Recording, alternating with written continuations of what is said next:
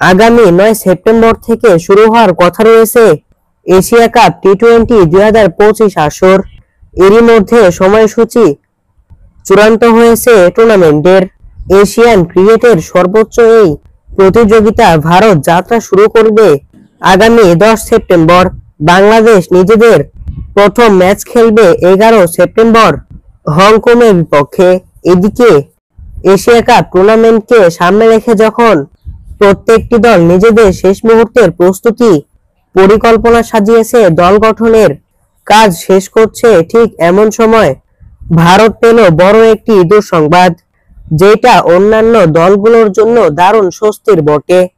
Asia কাপের squad থেকে ছিটকে গেল ভারতের অন্যতম গুরুত্বপূর্ণ একটি সদস্য।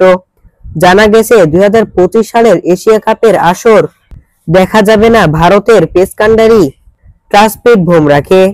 বুমরাহকে ছাড়াই ভারতের স্কোয়াড গঠন করতে হবে এই টুর্নামেন্টের।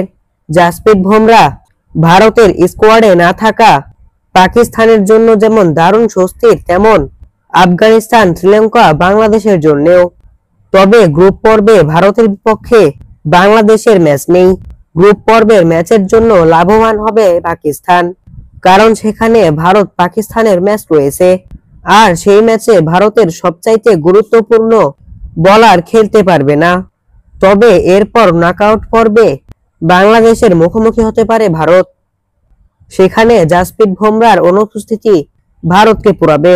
এশিয়া কাপের আগে ভারতের গুরুত্বপূর্ণ এই তারকা ইনজুরিটাই তাদের জন্য অস্বস্তির হলেও স্বস্তির অন্যান্য দেশগুলোর জন্য।